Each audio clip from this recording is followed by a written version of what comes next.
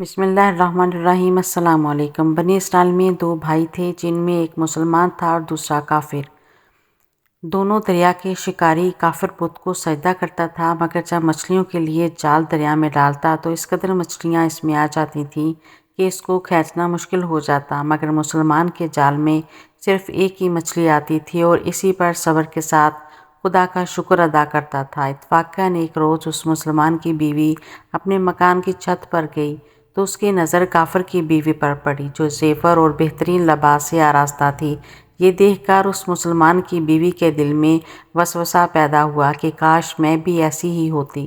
تو کافر کی بیوی بولی، تو اپنے شوہر کو آمادہ کر لے، وہ بھی میرے شوہر کے معبود یعنی بت کی عبادت کیا کرے تاکہ تو بھی میری طرح مالدار ہو جائے۔ یہ سن کر مسلمان بھائی کی بیوی کچھ غمزدہ سی ہو گئی اور نیچے آئی۔ جب اس کا شوہر گھر آیا تو اس نے بیوی کی حال متغیر دیکھی تو دریافت کیا کہ آخر کیا بات ہے جس سے تو اس قدر غمزدہ معلوم ہوتی ہے۔ تو وہ کہنے لگی، بس میاں، یا تو تم مجھے طلاق دے دو یا پھر اپنے بھائی کے معبود کی پرستش اختیار کرو۔ یہ سن کر اس کے شوہر نے کہا کہ خدا کی بندی، تو خدا سے نہیں ڈرتی؟ ایمان کی دولت کے بعد یہ کفر کی باتیں کرتی ہے۔ تو عورت بولی، بس مجھ سے اب زیادہ باتیں نہ بناؤ، میں ننگی بھوکی نہیں رہ سکتی، جبکہ دوسری عورتوں اور خصوصاً تیرے بھائی کی بیوی کو میں دیکھ رہی ہوں کہ وہ زیورات اور عمدہ لباس سے آراستہ رہتی ہے۔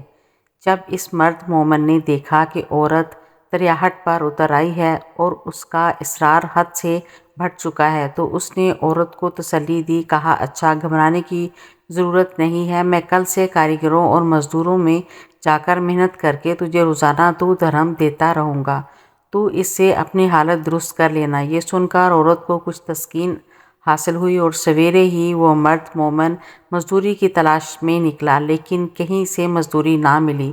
یہ دیکھ کر وہ دریا کے کنارے پہنچا اور شام تک خدا کی عبادت میں مصروف رہ کر رات کو جب گھر آیا تو بیوی نے اس سے دریافت کیا، آج تم کہاں تھے؟ تو وہ کہنے لگا، میں بادشاہ کی خدمت میں تھا، اس نے مجھ سے 30 دن کام کرنے کی شرط کی ہے۔ عورت بولی کہ آخر وہ بادشاہ تم کو کیا دے گا؟ تو اس نے جواب دیا کہ میرا بادشاہ بڑا کریم ہے اور اس کے خزانے مال و دولت سے بھرے ہوئے ہیں اور مجھے وہ دے گا جو میں چاہوں گا۔ چنانچہ اسی طرح برابر وہ اپنے معبود برحق کی عبادت میں مصروف رہا۔ اور تیسری رات ہوئی تو بیوی نے کہا، سنو میاں، اگر کل تم نے مجھے مزدوری لا کر نہیں دی تو تم پر مجھے طلاق دینا لازم ہو جائے گا۔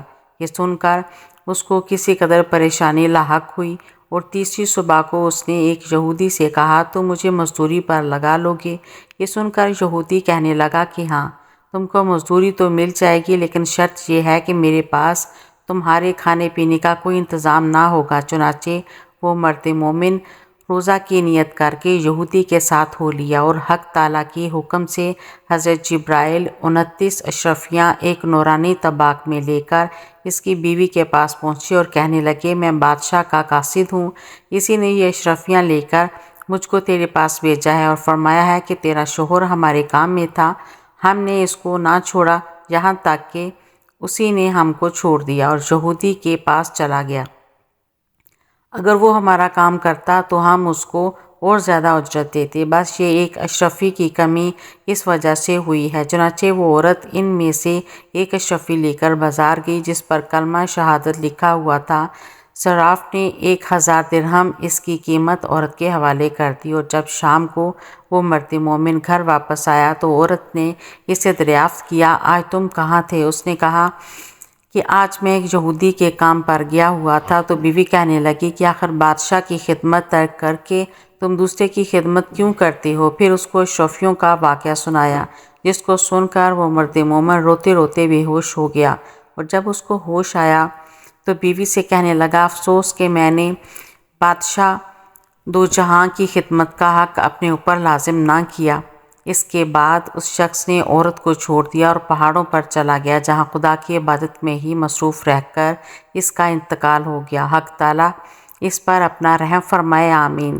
حاصل سچ ہے، خدا کے خزانوں میں کوئی کمی نہیں ہے، وہ بندے کو اس کی عبادت کا صلہ ضرور دیتا ہے، اگرچہ بعض دفعہ کسی حکمت کی بنا پر اس کے یہاں دیر ہو جاتی ہے، لیکن بہرحال اندھیر پھر بھی نہیں، وہ اپنے بندوں کو دیتا ضرور ہے۔ حق تعالی ہم سب کو صبر و شکر کے ساتھ رہ کر زندگی گزارنے کی توفیق عطا فرمائے، آمین۔ میری ایسی اور ویڈیو دیکھنے کے لیے چینل کو سبسکرائب کریں، ویڈیو کو لائک اور شیئر کریں۔ اللہ حافظ۔